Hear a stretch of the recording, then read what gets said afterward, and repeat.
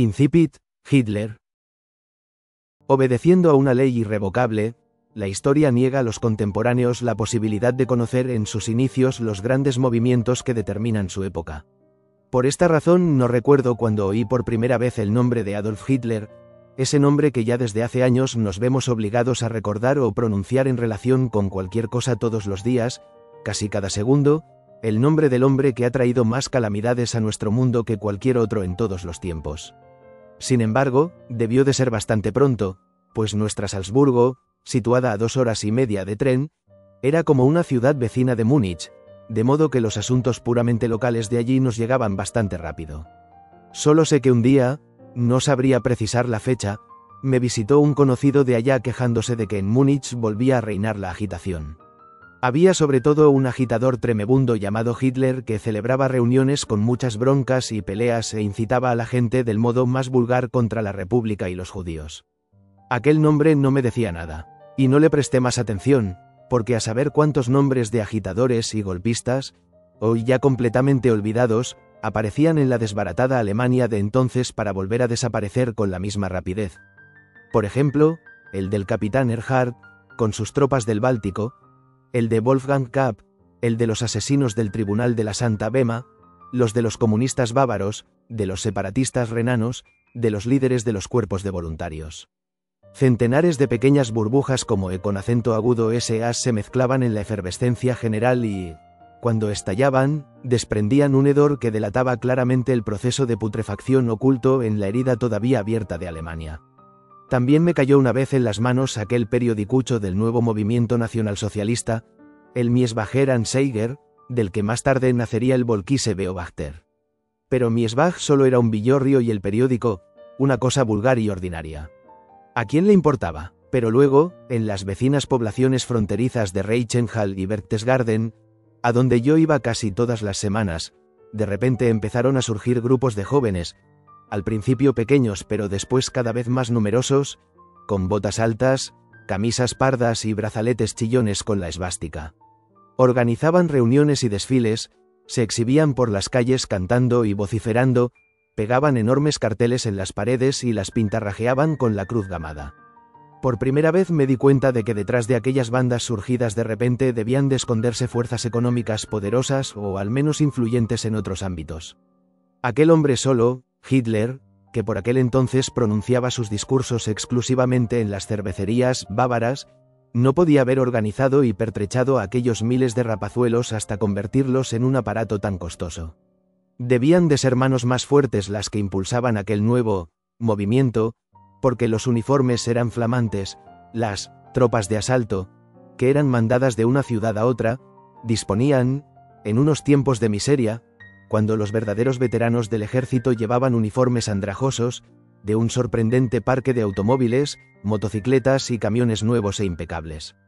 Era evidente, además, que algún mando militar preparaba tácticamente a aquellos jóvenes, o, como se decía entonces, les inculcaba una disciplina paramilitar, y que tenía que ser el mismo ejército del Reich, en cuyo servicio secreto desde el principio había estado Hitler como soplón, quien se ocupaba de darles una instrucción técnica regular con el material que gustosamente les suministraban. Por casualidad pronto tuve ocasión de presenciar una de aquellas operaciones militares, preparada de antemano. En una de las poblaciones fronterizas, donde se celebraba una pacífica asamblea socialdemócrata, aparecieron de repente y a toda velocidad 4 camiones, cada uno de ellos lleno de mozalbetes nacionalsocialistas armados con porras de goma y, lo mismo que había visto antes en la plaza de San Marcos de Venecia, con su celeridad cogieron a la gente desprevenida. Era el método aprendido de los fascistas italianos, solo que a base de una instrucción militar más precisa y sistemática, al estilo alemán, hasta el último detalle. A golpe de silbato los hombres de la SA saltaron como un rayo de los camiones, repartieron porrazos a cuantos encontraron a su paso y, antes de que la policía pudiera intervenir o los obreros se pudieran concentrar, ya habían vuelto a subir a los camiones y se alejaban a toda velocidad. Lo que me dejó boquiabierto fue la precisión técnica con que habían bajado y subido a los camiones, obedeciendo a un solo silbido estridente del jefe de grupo. Era evidente que cada uno de aquellos muchachos sabía de antemano, hasta los tuétanos, qué asidero debía usar, por qué rueda del camión y en qué lugar debía saltar para no estorbar al siguiente ni poner en peligro la operación. No se trataba en absoluto de una cuestión de habilidad personal, sino que cada una de las maniobras debía de haberse ensayado previamente docenas de veces, quizá centenares, en cuarteles y campos de instrucción. Desde el principio y aquella primera experiencia lo demostraba, la tropa había sido adiestrada para el ataque, la violencia y el terror. Pronto se tuvieron más noticias de aquellas maniobras clandestinas en el Land bávaro. Cuando todo el mundo dormía, los mozalbetes salían a hurtadillas de sus casas y se reunían para practicar ejercicios nocturnos, sobre el terreno. Oficiales del ejército, en servicio activo o retirados, pagados por el Estado o por los capitalistas secretos del partido, instruían a esas tropas sin que las autoridades prestaran demasiada atención a sus extrañas maniobras nocturnas. ¿Dormían o simplemente cerraban los ojos? ¿Consideraban que era un movimiento de poca importancia o a escondidas fomentaban su expansión? Sea como fuere, incluso los que apoyaban de tapadillo al movimiento, más tarde se estremecieron ante la brutalidad y la rapidez con que echó a andar.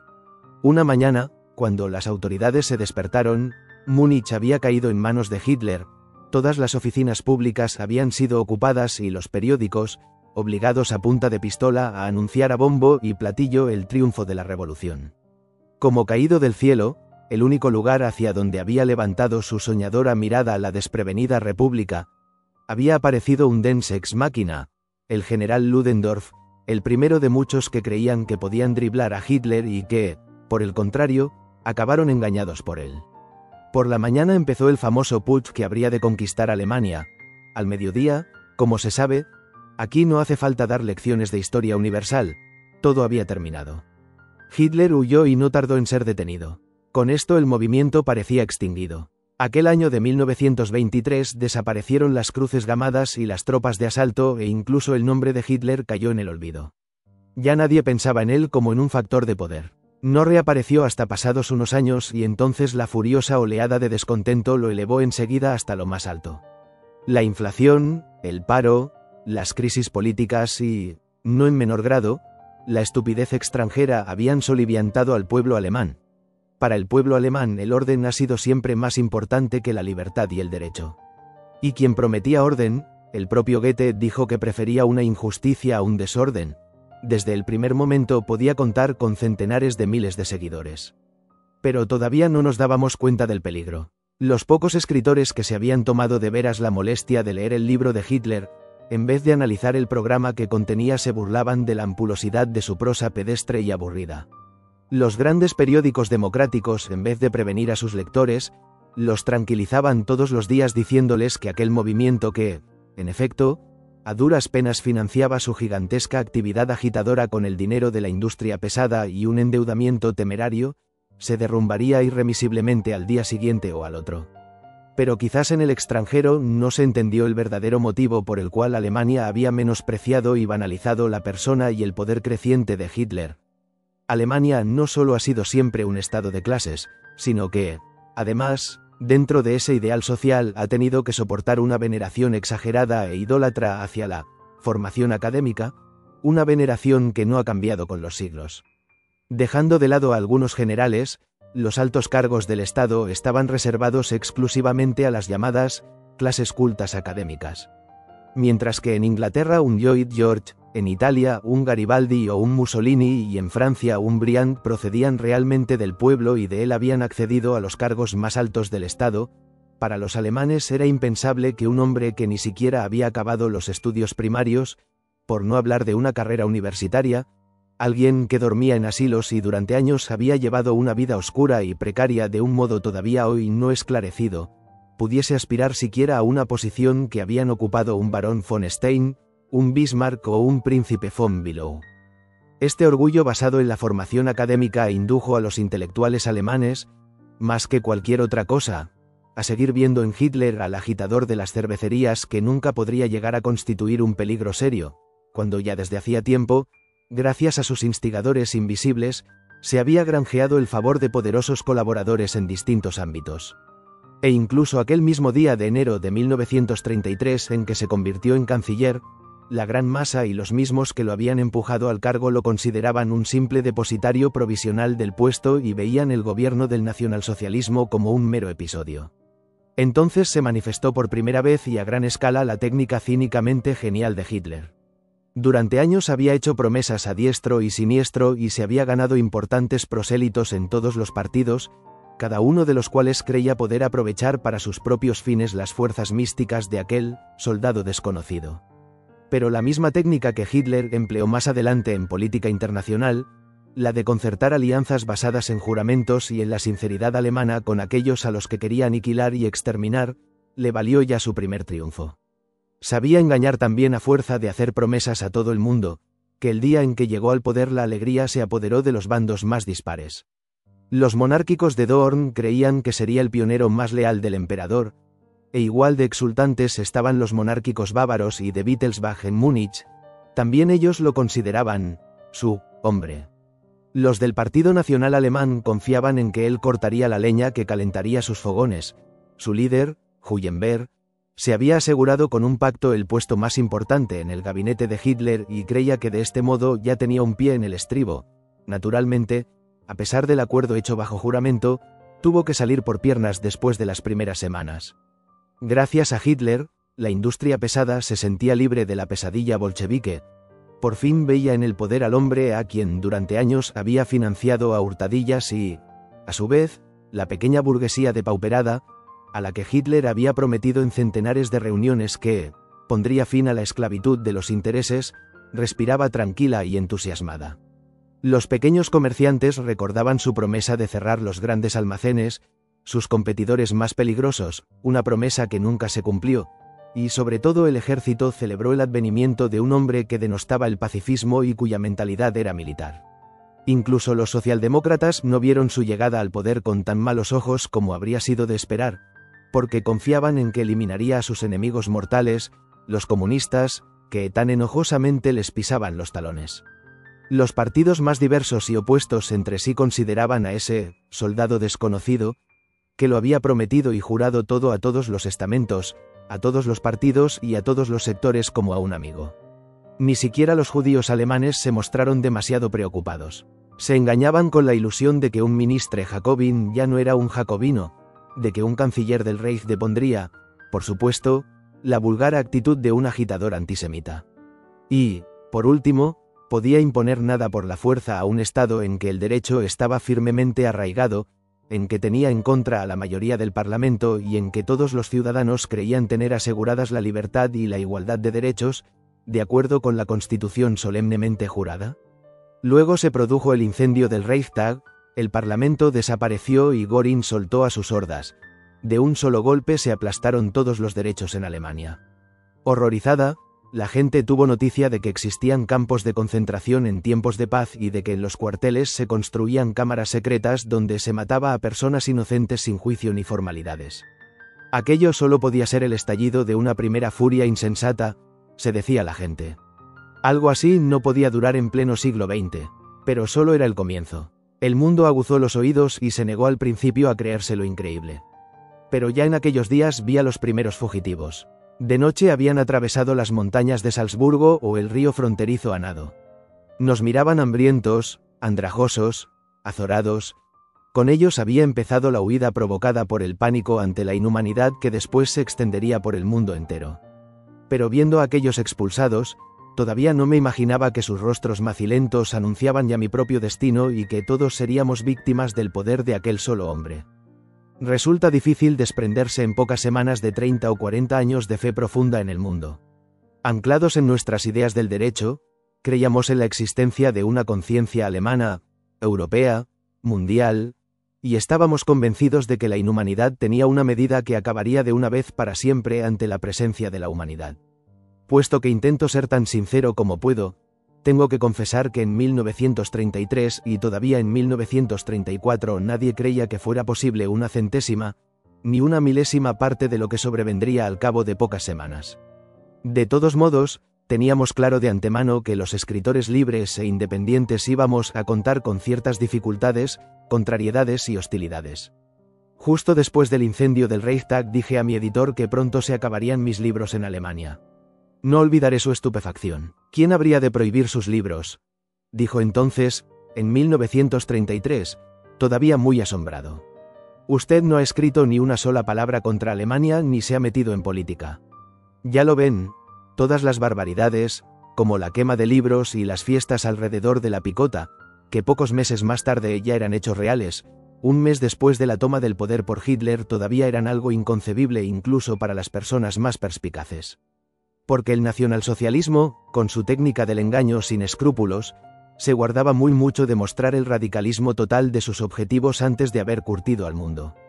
De modo que utilizaban sus métodos con precaución, cada vez igual, una dosis y, luego, una pequeña pausa.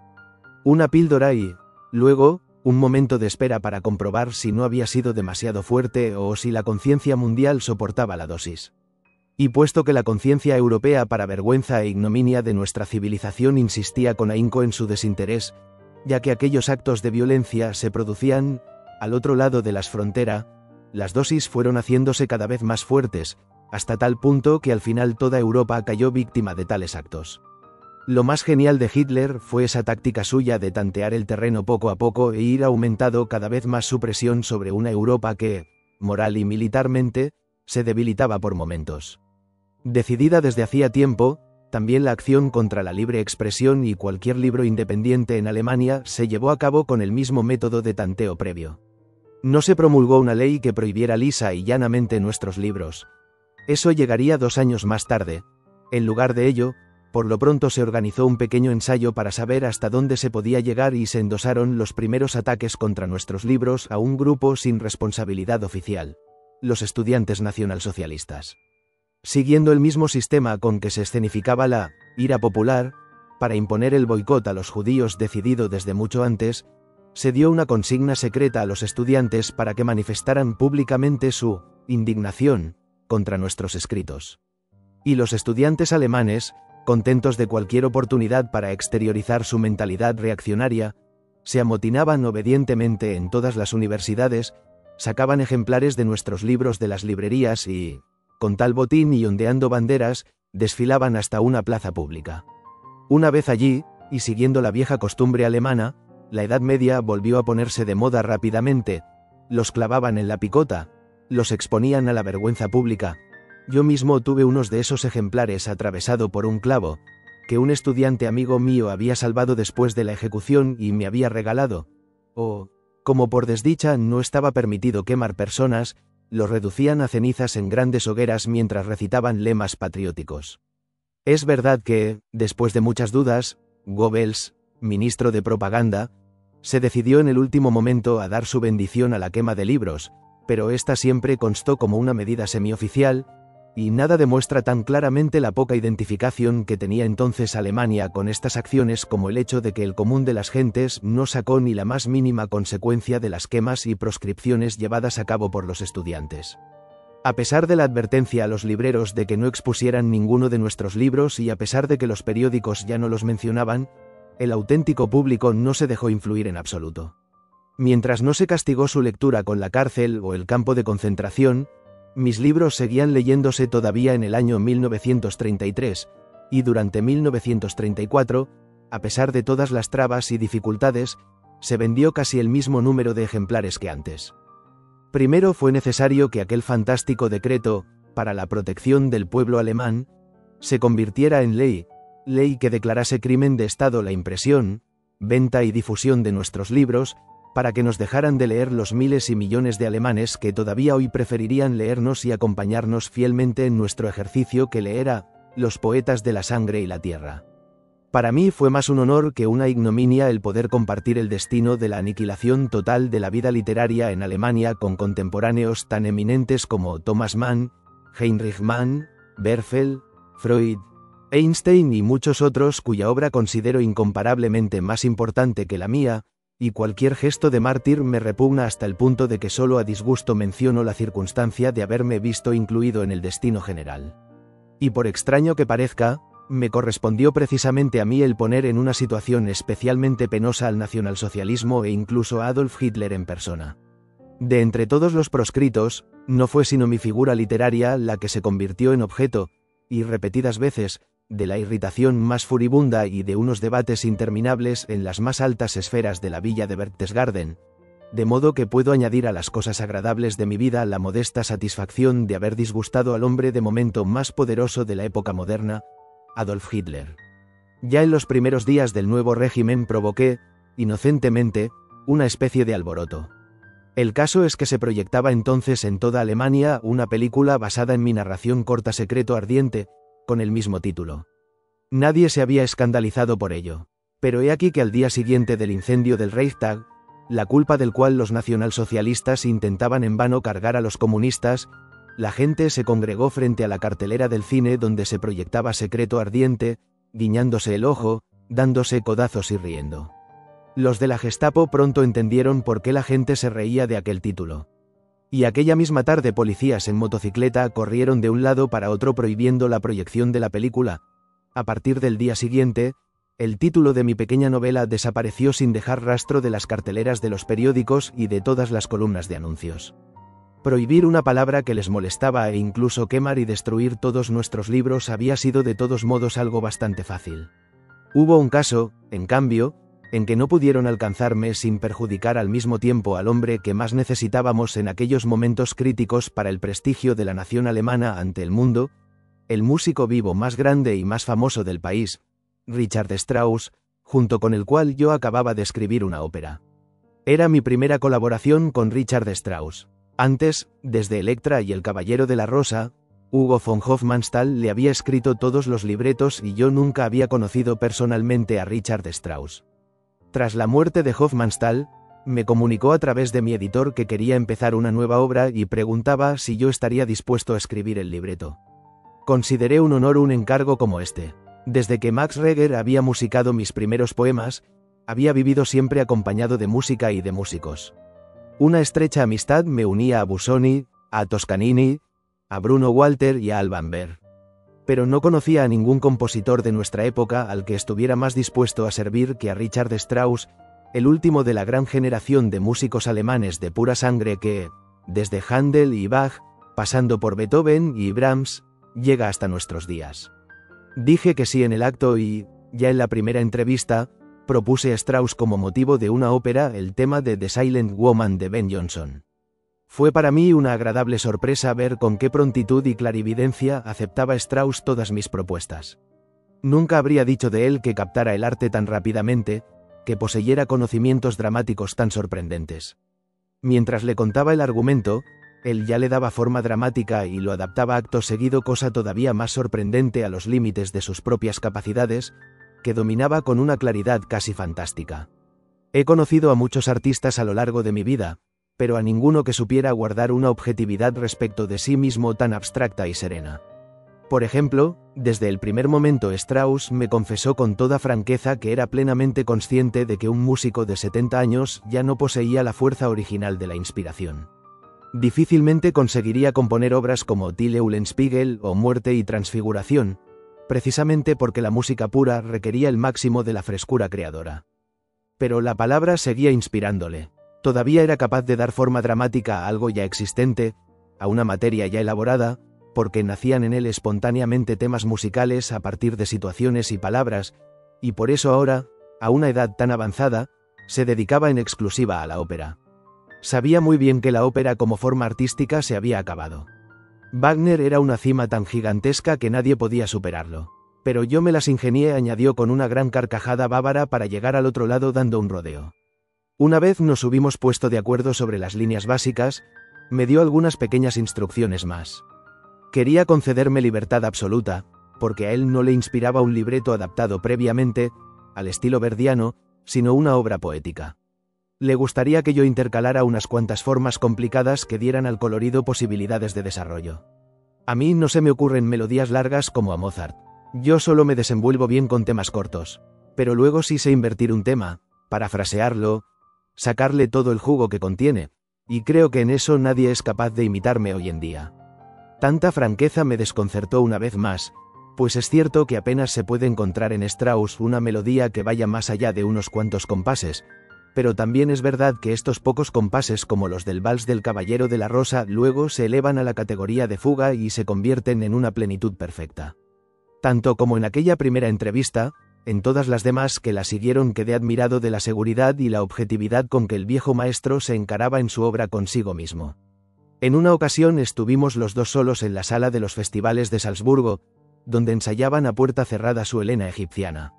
No había nadie más en la sala, completamente a oscuras. Él escuchaba. De repente me di cuenta de que tamborileaba con los dedos sobre el respaldo de la butaca, suave pero impacientemente. Luego me dijo al oído: malo, muy malo, en este pasaje no se me ocurría nada. Y al cabo de un rato insistió: ojalá pudiera suprimirlo. Dios mío, es vacío y demasiado largo. Demasiado largo. Y después de otro rato: ¿lo ve? Esto está bien. Criticaba su obra con tanta objetividad e imparcialidad como si oyera aquella música por primera vez y hubiera sido escrita por un compositor completamente desconocido, y ese asombroso sentido de la propia medida no le abandonó jamás. Siempre sabía exactamente quién era y de qué era capaz. Le interesaba muy poco si los demás valían o no, ni tampoco qué valor tenía él para los demás. Su única satisfacción era el trabajo en sí. Ese trabajo era un proceso bastante curioso en el caso de Strauss. Nada de demoníaco, nada del raptus del artista, nada de esas depresiones y desesperaciones que conocemos por las biografías de Beethoven o de Wagner. Strauss trabaja con objetividad y frialdad como Johann Sebastian Bach, como todos esos sublimes artesanos del arte, con calma y regularidad. A las 9 de la mañana se sienta ante el escritorio y retorna el trabajo de composición ahí donde lo había dejado el día anterior. Suele escribir a lápiz el primer borrador y en tinta la partitura para piano, y así, sin descanso, hasta las 12 o la 1. Por la tarde juega cartas, copia 2 o 3 páginas de la partitura y a veces, por la noche, dirige en el teatro. Desconoce, por ejemplo, el nerviosismo y tanto de día como de noche su mente artística permanece igual de clara y serena.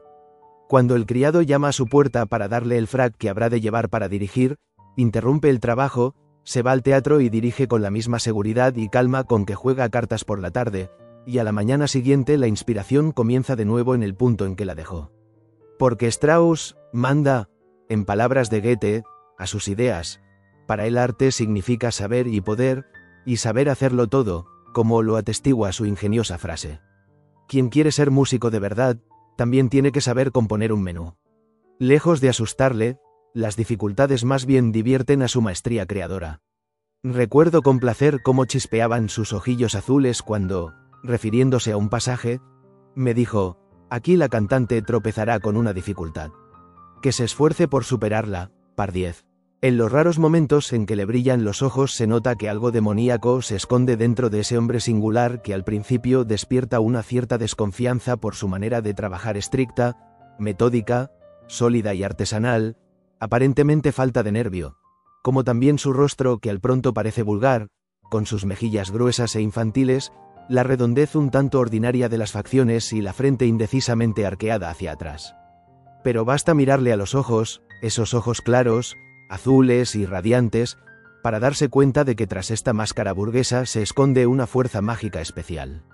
Son quizá los ojos más vivos que he visto nunca en un músico, unos ojos no ciertamente demoníacos, pero sí de algún modo clarividentes, los ojos de un hombre que conoce a fondo su labor. De regreso a Salzburgo, después de un encuentro tan estimulante, me puse enseguida manos a la obra. Intrigado por saber si aceptaría mis versos, al cabo de 2 semanas le mandé el primer acto.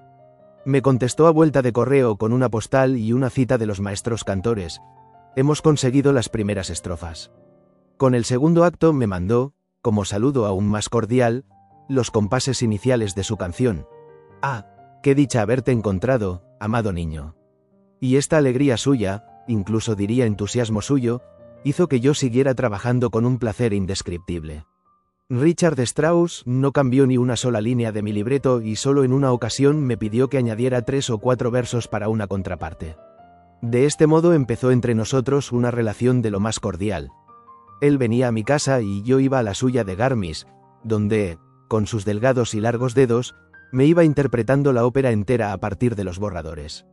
Y, sin contrato ni compromiso, quedó convenido, como algo que se sobreentiende, que una vez terminada aquella ópera, yo esbozaría otra cuyas bases él aprobaba de antemano.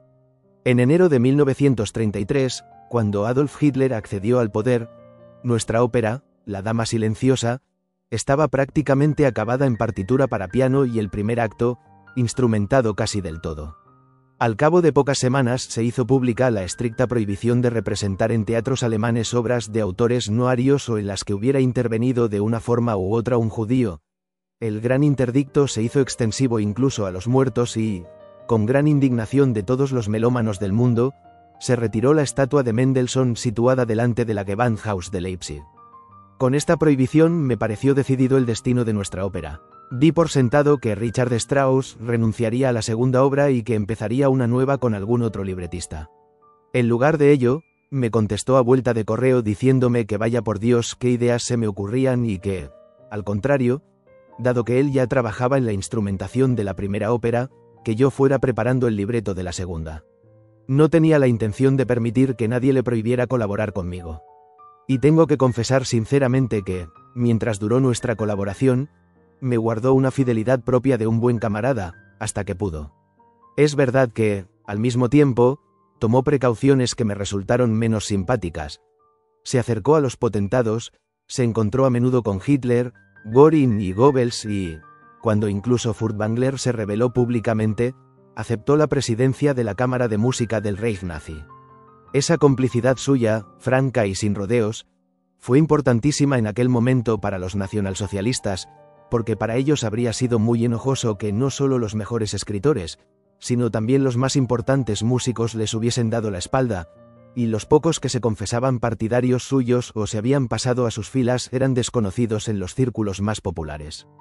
Poder tener a su lado al músico más famoso de Alemania en un momento tan crítico, aunque fuera como simple figura decorativa, significaba para Goebbels y Hitler un logro incalculable. Hitler, que, según me contó Strauss, en sus años bohemios había ido a Graz, con dinero conseguido a duras penas no se sabe cómo, para asistir al estreno de Salomé, le prodigaba honores de un modo ostensible. En las veladas de Berchtesgaden, aparte de Wagner, se interpretaban casi exclusivamente canciones de Strauss. La complicidad de Strauss, en cambio, era sensiblemente menos deliberada. Debido a su egoísmo de artista, que él reconocía siempre con franqueza y frialdad, en el fondo cualquier régimen le era indiferente. Había servido al emperador alemán como director de orquesta, después al emperador de Austria como director de la orquesta de la corte de Viena, pero también había sido persona gratísima a las repúblicas alemana y austríaca. Además, complacer de modo especial al nacionalsocialismo le resultaba de importancia vital, pues, según el espíritu del nacionalsocialismo, tenía que dar cuenta de una larga lista de crímenes. Su hijo se había casado con una mujer judía y debía temer que sus nietos, a los que amaba por encima de todo, fueran expulsados de la escuela como escoria de la humanidad. Su nueva ópera tenía el agravante de mi colaboración y las anteriores la intervención del, no puramente ario, Hugo von Hofmannsthal, y su editor era judío. Por todo ello le pareció aún más urgente buscarse un apoyo, y se empeñó en encontrarlo con gran tenacidad. Dirigió orquestas allí donde los nuevos amos se lo pedían, compuso la música de un himno para los Juegos Olímpicos y, al mismo tiempo, en sus cartas inquietantemente sinceras, me escribió acerca de ese encargo con muy poco entusiasmo. En realidad, a su sacro egoísmo de artista solo le preocupaba una cosa: mantener viva y vigente su obra y, sobre todo, ver representada su nueva ópera, por la que sentía un afecto especial. Huelga decir que tales concesiones al nacionalsocialismo me resultaban de lo más penoso, porque fácilmente podía dar la impresión de que yo colaboraba con ellos o consentía que se hiciera con mi persona una excepción especial de aquel boicot tan ignominioso. Amigos de todas partes me instaban a protestar públicamente contra la representación de la ópera en la Alemania nacionalsocialista. Pero, en primer lugar, me repugnan por principio los gestos públicos y patéticos y, en segundo lugar, me resistía a crear dificultades a un genio de la categoría de Richard Strauss. Al fin y al cabo, Strauss era el más grande músico vivo y tenía 70 años, había dedicado 3 a aquella obra y, durante todo ese tiempo, me había demostrado una actitud amistosa, una gran corrección e incluso coraje. Por eso consideré, a mi vez, que lo mejor era esperar en silencio y dejar que las cosas siguieran su curso. Además, sabía que la mejor manera de aguar la fiesta a los nuevos guardianes de la cultura alemana consistía en adoptar una pasividad absoluta, pues la Cámara de Literatura del Reich y el Ministerio de Propaganda Nacionalsocialistas buscaban un pretexto oportuno para poder justificar de modo convincente una prohibición contra su mejor músico. Y así, por ejemplo, todos los departamentos y todos los cargos imaginables pidieron el libreto con la secreta esperanza de encontrar en él la ansiada excusa. Qué fácil lo habrían tenido si La Dama Silenciosa hubiera contenido una escena como la del Caballero de la Rosa en la que un joven sale de la habitación de una mujer casada. Entonces habrían podido esgrimir como pretexto su deber de proteger la moral alemana. Pero, con gran decepción por su parte, mi libro no contenía nada inmoral. Acto seguido revolvieron todos los archivos de la Gestapo y examinaron mis primeros libros. Y tampoco descubrieron nada que demostrase que yo hubiera dicho nunca una sola palabra denigrante contra Alemania, como tampoco contra ninguna otra nación del mundo, o que hubiera hecho política. Por más que quisieran y se esforzaran, invariablemente recaía solo en ellos la decisión de negar al viejo maestro, ante el mundo entero, el derecho de representar su ópera, un músico al que ellos mismos habían entregado el estandarte de la música nacionalsocialista, o de si el nombre de Stefan Zweig, que Richard Strauss insistía expresamente en mencionar como libretista, debía volver a ensuciar, como tantas veces antes vergüenza nacional, los carteles de los teatros alemanes. Cómo me alegraba en secreto de su gran preocupación y su doloroso rompecabezas. Sospechaba que, sin mi intervención o quizá precisamente por haberme abstenido de hacer nada a favor ni en contra, mi comedia musical se iba a convertir inevitablemente en una cencerrada político-partidista. El partido eludió la decisión mientras pudo, pero al comienzo de 1934 tuvo que decidir finalmente si se colocaba en contra de su propia ley o en contra del músico más grande de la época. El plazo expiraba. Hacía tiempo que la partitura, los extractos para piano y el libreto ya se habían publicado, el Teatro Imperial de Dresde había encargado el vestuario, se habían repartido e incluso estudiado los papeles, y todavía no se habían puesto de acuerdo las diferentes instancias, Göring y Goebbels, la Cámara de Literatura del Reich y el Consejo Cultural, el Ministerio de Instrucción Pública y la Guardia de Streicher. Aunque pueda parecer cosa de locos, el caso de La Dama Silenciosa acabó convirtiéndose en un asunto de Estado. Ninguna de las instancias se atrevía a asumir la plena responsabilidad de autorizar o prohibir, de modo que no hubo más remedio que dejarlo al buen criterio del amo y señor de Alemania y del partido, Adolf Hitler. Mis libros ya habían conocido el honor de ser suficientemente leídos por los nacionalsocialistas, sobre todo Fouché, al que no paraban de estudiar y discutir como modelo de irreflexión política. Sin embargo, nunca habría esperado que, después de Goebbels y Göring, el mismo Hitler en persona tuviera que molestarse ex oficio en estudiar los 3 actos de mi libreto lírico. No le resultó fácil decidirse. Según supe posteriormente por toda clase de vías indirectas, se desencadenó una serie de conferencias interminables. Al final, Richard Strauss fue convocado ante el Todopoderoso, y Hitler le comunicó personalmente que haría una excepción y autorizaría la representación de la obra, aun cuando contraviniera todas las leyes del nuevo Reich alemán, una decisión tomada seguramente tan de mala gana y de mala fe como la firma del pacto con Stalin y Molotov. Y así, aquel día negro para la Alemania nacionalsocialista trajo consigo la representación de una ópera en que el nombre proscrito de Stefan Zweig volvía a figurar en todos los carteles. Como es de suponer, yo no asistí al estreno, porque sabía que la sala rebosaría de uniformes marrones y que incluso se esperaba la asistencia del mismo Hitler a una de las representaciones. La ópera obtuvo un gran éxito y tengo que hacer constar en honor de los críticos musicales que 9 de cada 10 aprovecharon de nuevo, por última vez, aquella buena oportunidad para mostrar su profunda oposición a las ideas racistas dedicando a mi libreto los elogios más amables. Todos los teatros alemanes, de Berlín, Hamburgo, Frankfurt y Múnich, se apresuraron a anunciar la representación de la ópera para la siguiente temporada. De repente, tras la segunda representación, cayó un rayo del cielo. Se suspendió todo, de la noche a la mañana se prohibió la ópera en Dresde y en toda Alemania. Y más aún, con gran sorpresa leímos en los periódicos que Richard Strauss había presentado su dimisión como presidente de la Cámara de Música del Reich. Todo el mundo sabía que debía de haber ocurrido algo muy especial. Pero aún tuve que esperar un tiempo antes de poder enterarme de toda la verdad. Strauss me había escrito una carta en que me instaba a trabajar cuanto antes en el libreto de una segunda ópera y se pronunciaba con demasiada franqueza sobre su manera de pensar. La carta cayó en manos de la Gestapo. Se la enseñaron a Strauss, que inmediatamente después tuvo que presentar su dimisión y la ópera fue prohibida.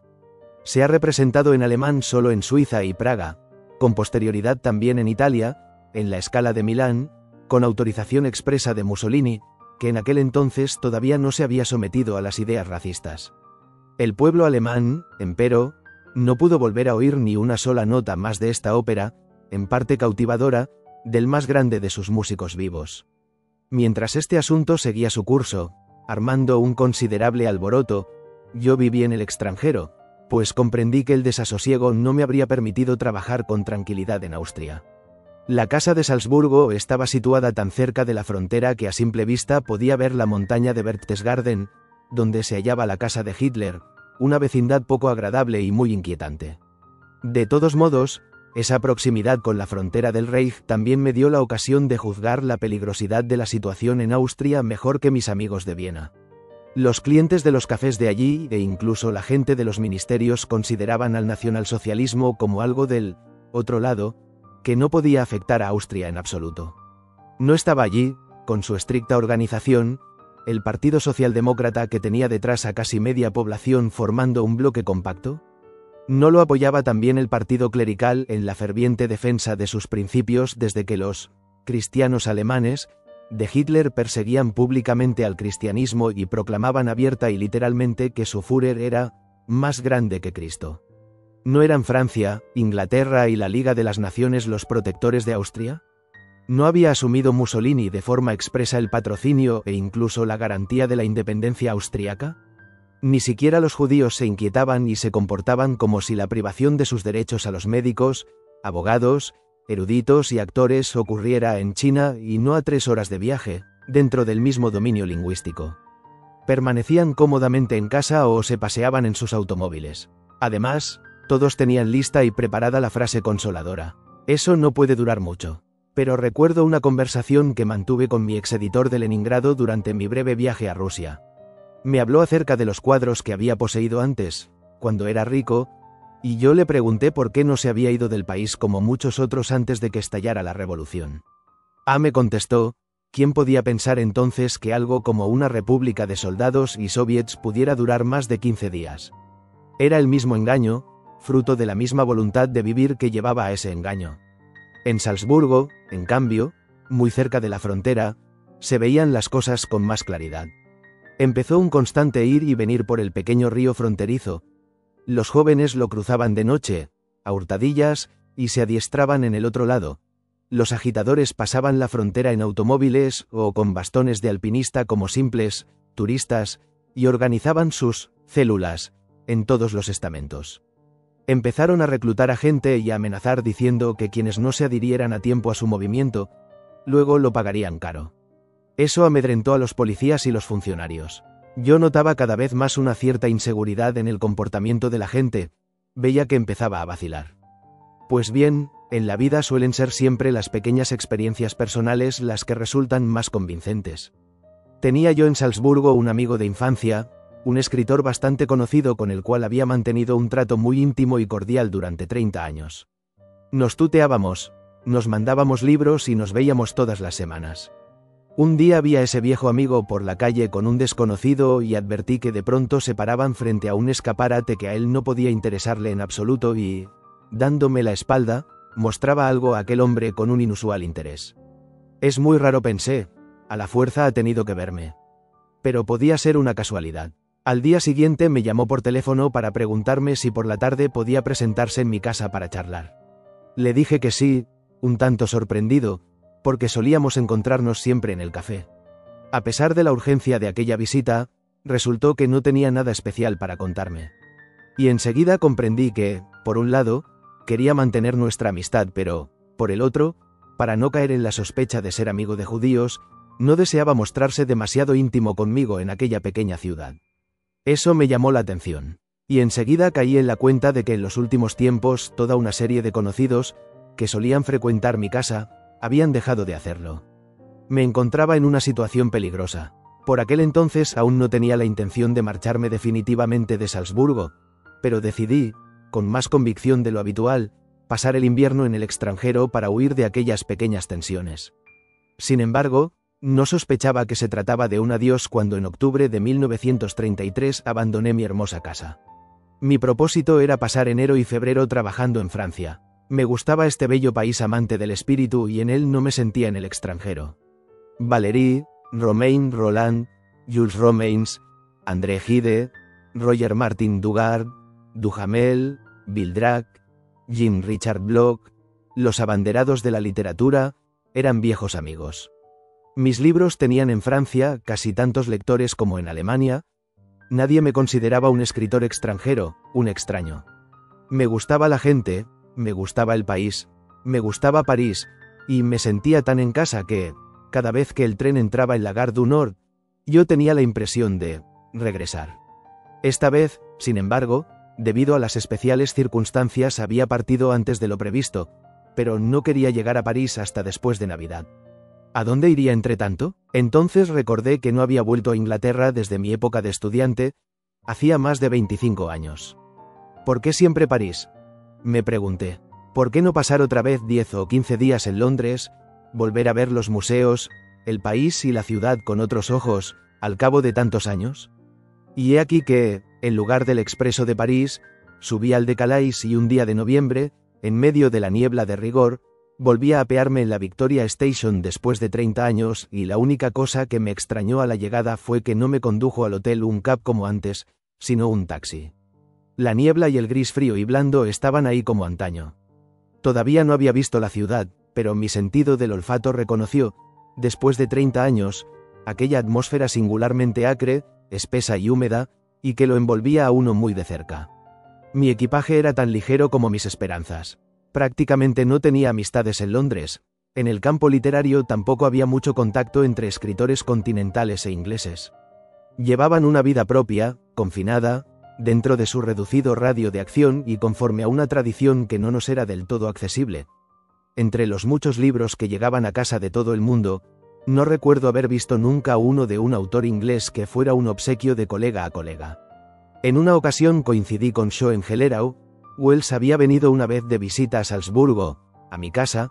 Por otro lado, aunque todos mis libros habían sido traducidos al inglés, eran poco conocidos. Inglaterra había sido siempre el país donde menos éxito habían tenido.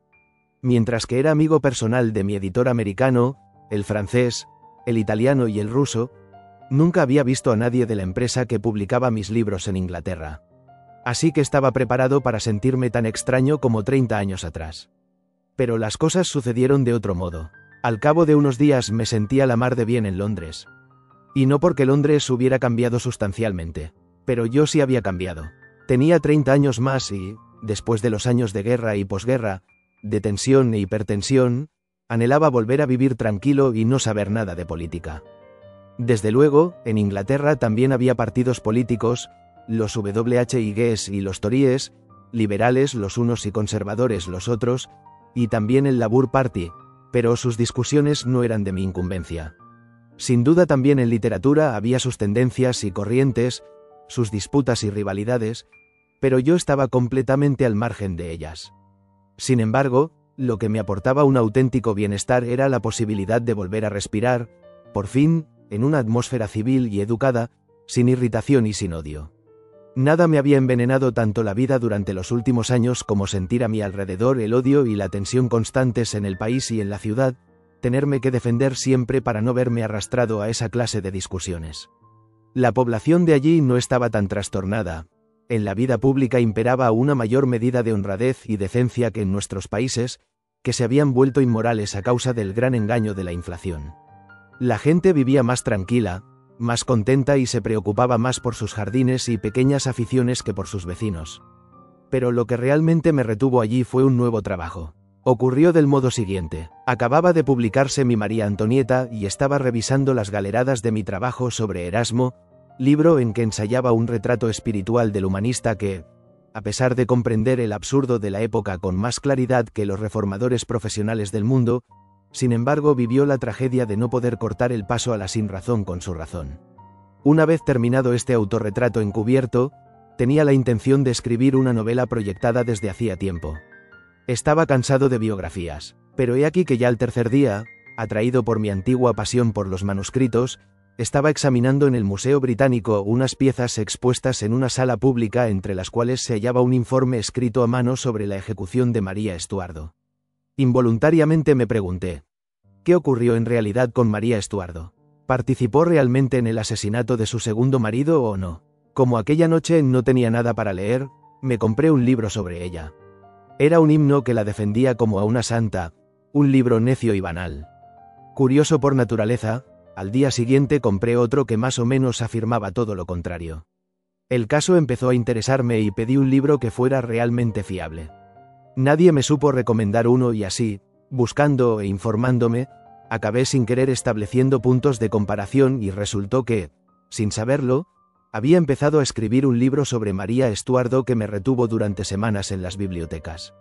Cuando regresé a Austria a principios de 1934, estaba decidido a viajar de nuevo a mi amado Londres para terminarlo con calma y sosiego. No me hicieron falta más de 2 o 3 días en Austria para ver cómo había empeorado la situación en aquellos pocos meses. Volver de la atmósfera tranquila y segura de Inglaterra a aquella Austria sacudida por fiebres y luchas era como salir de un local con aire acondicionado de Nueva York en un día caluroso de julio y hallarse de golpe en la bochornosa calle. La presión nacionalsocialista empezaba a destrozar poco a poco los nervios de los círculos clericales y burgueses.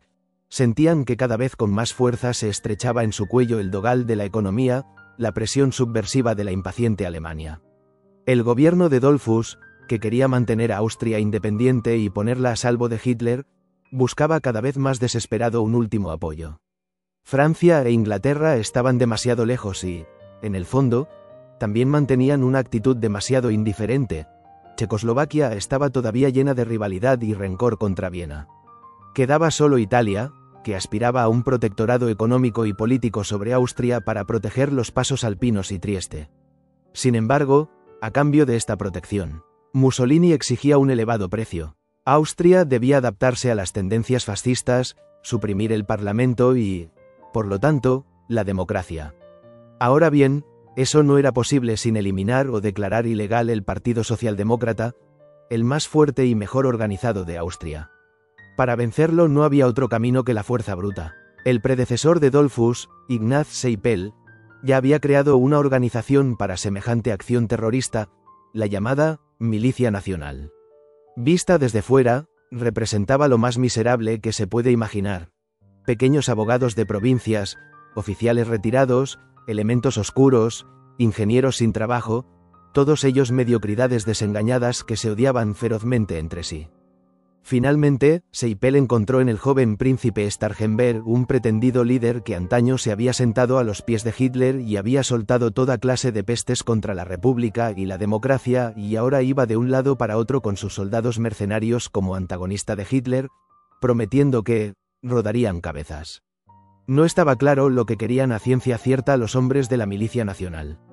En realidad la Milicia Nacional no tenía otro objetivo que encontrar de un modo u otro una buena prebenda y tener el riñón bien cubierto, y toda su fuerza radicaba en el puño de Mussolini, que la empujaba hacia adelante. Aquellos pretendidos patriotas austríacos no se daban cuenta de que, con las bayonetas que Italia les proporcionaba, cortaban la rama en la que estaban sentados. El Partido Socialdemócrata comprendió mejor dónde se encontraba el verdadero peligro. No debía temer la lucha abierta. Tenía sus armas y con una huelga general podía paralizar todos los trenes, las plantas depuradoras de agua y las centrales eléctricas. Pero también sabía que Hitler solo estaba esperando una de esas revoluciones rojas para tener un pretexto para entrar en Austria como su salvador. Y así, a los socialdemócratas les pareció mejor sacrificar una buena parte de sus derechos, e incluso el Parlamento, con tal de llegar a un compromiso aceptable. Todas las personas sensatas abogaban por esta solución en vista de la forzada situación en la que se hallaba Austria a la sombra amenazadora del hitlerismo. Incluso Dollfuss, un hombre dúctil y ambicioso, pero muy realista, parecía inclinado a llegar a un acuerdo. Pero el joven Starhemberg y su acólito, el comandante Fey, que más tarde desempeñaría un sospechoso papel en el asesinato de Dollfuss, exigían que la alianza defensiva depusiera las armas y se destruyera todo vestigio de libertad democrática y civil. Los socialdemócratas se opusieron a esas exigencias y ambas partes se intercambiaron amenazas. Se respiraba en el aire el advenimiento de una decisión final y yo, que participaba de la tensión general, recordé sin querer las palabras de Shakespeare. So foul a sky clears not without a storm. Un cielo tan cargado no se despeja sin tormenta. Solo había pasado unos días en Salzburgo y proseguí mi viaje hasta Viena. Y precisamente en aquellos primeros días de febrero estalló la tormenta. La Milicia Nacional había asaltado la sede de los obreros de Linz para incautarse del depósito de armas que sospechaba que tenían allí. Los obreros habían respondido con la huelga general y Dollfuss, a su vez, con la orden de reprimir aquella revolución provocada artificialmente. Entonces el ejército se movilizó con ametralladoras y cañones contra las sedes obreras de Viena. Durante 3 días se combatió encarnizadamente casa por casa. La última vez que la democracia europea se defendió así del fascismo fue en España. Los obreros resistieron 3 días antes de sucumbir frente a la superioridad técnica.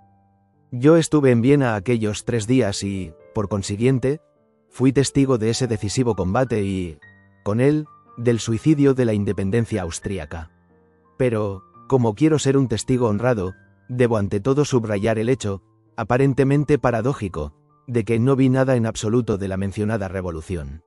Quien se propone presentar un cuadro de su época lo más claro y sincero posible, también debe tener valor para defraudar las ideas románticas. Y nada me parece más característico de la técnica y la singularidad de las revoluciones modernas que el hecho de que tengan lugar solo en unos cuantos puntos concretos dentro del espacio inmenso de una ciudad moderna y, por lo tanto, de que pasen completamente inadvertidas para la mayoría de sus habitantes. Por extraño que pueda parecer, aquel día histórico de febrero de 1934 yo estaba en Viena y no vi nada de los trascendentales acontecimientos que allí se produjeron y tampoco supe nada de ellos, nada en absoluto, mientras sucedían. Se dispararon cañones, se ocuparon casas y se transportaron centenares de cadáveres, pero yo no vi ni uno solo. Cualquier lector de un periódico de Nueva York, Londres o París estaba mejor enterado de los hechos que nosotros, que aparentemente fuimos testigos de los mismos. Y este sorprendente fenómeno de estar menos al corriente de hechos decisivos que ocurren a 10 calles de casa que otros que viven a miles de kilómetros de distancia, lo he visto confirmado muchas veces después. Cuando meses más tarde Dollfuss fue asesinado un mediodía en Viena, a las 5:30 de la tarde vi la noticia en los carteles de las calles de Londres. Inmediatamente intenté llamar por teléfono a Viena. Ante mi asombro, obtuve comunicación en el acto y, con mayor asombro aún, me enteré de que en Viena, a 5 calles del Ministerio de Asuntos Exteriores, la gente sabía menos que en cualquier esquina de Londres. De manera que solo por defecto puedo referirme a mi experiencia de la Revolución de Viena. Soy un ejemplo de lo poco que un contemporáneo de hoy sabe de los hechos que cambian la faz del mundo y su propia vida, si no es que por casualidad se encuentra en el lugar donde ocurren. Toda mi experiencia fue la siguiente. Aquella tarde tenía una entrevista con la directora del ballet de la ópera, Margarete Wollmann, en un café de la Ringstrasse. Fui a pie hasta allí y, cuando ya iba a cruzar la calle, se me acercaron unos hombres vestidos con uniformes viejos, recogidos apresuradamente, y armados con fusiles. Me preguntaron a dónde iba. Cuando les contesté que al Café J, me dejaron pasar sin ningún problema. No sabía por qué de repente había soldados de la guardia en la calle ni qué se proponían. En realidad se luchaba y disparaba encarnizadamente en los suburbios desde hacía horas, pero en el centro de la ciudad nadie tenía idea de nada. Fue cuando regresé por la noche al hotel y quise pagar la cuenta, porque tenía la intención de emprender el viaje a Salzburgo a la mañana siguiente cuando el portero me dijo que mucho se temía que no sería posible porque los trenes no circulaban. Había huelga de trenes y, además, algo pasaba en los suburbios. A la mañana siguiente los periódicos publicaban informaciones bastante confusas sobre una sublevación organizada por los socialdemócratas, añadiendo que ya estaba más o menos sofocada. En realidad la lucha alcanzó su máxima virulencia aquel mismo día y el gobierno decidió utilizar cañones, después de las ametralladoras, contra las sedes obreras. Pero tampoco oí los cañones. Si en aquel momento Austria entera hubiera estado ocupada por los socialistas, por los nacionalsocialistas o por los comunistas, yo me habría enterado tan poco de la situación como en su día los habitantes de Múnich cuando una mañana, al despertarse, supieron por el Münchner Neueste-Nachrichten que la ciudad había caído en manos de Hitler. En el centro de la ciudad la vida seguía tranquila y normal como siempre, mientras que en los suburbios los combates se volvían más encarnizados por momentos, y nosotros, Necios, dábamos crédito a los comunicados oficiales que decían que todo estaba controlado y solucionado. En la Biblioteca Nacional, a donde había ido para consultar algo, los estudiantes seguían leyendo y estudiando como de costumbre, los comercios estaban abiertos y la gente no se mostraba en absoluto inquieta. La verdad no se supo hasta 3 días más tarde, a trozos, cuando todo se había acabado. Tan pronto como los trenes volvieron a circular, al 4.º día, por la mañana regresé a Salzburgo, donde 2 o 3 conocidos me asediaron por la calle con preguntas sobre lo que había ocurrido en Viena. Y yo, que había sido testigo ocular de la revolución, tuve que decirles honradamente: no lo sé, mejor cómprense un periódico extranjero. Tras aquella visita oficial mi casa dejó de gustarme y tuve el presentimiento de que aquellos episodios no eran sino el tímido preludio de intervenciones de mayor alcance. Aquella misma tarde empecé a empaquetar los papeles más importantes, decidido a vivir en adelante en el extranjero, y aquella separación significaba mucho más que abandonar la casa y el país, pues mi familia sentía un gran apego a aquella casa, que consideraba su patria, y amaba al país. Para mí, en cambio, la libertad individual era lo más importante del mundo. Sin informar de mi propósito a ningún amigo ni conocido, 2 días más tarde emprendí viaje a Londres. Lo primero que hice al llegar fue comunicar a las autoridades de Salzburgo que había abandonado definitivamente mi domicilio en esa ciudad. Pero, desde aquellos días en Viena, sabía que Austria estaba perdida, aunque sin saber todavía cuánto perdía yo mismo con ello.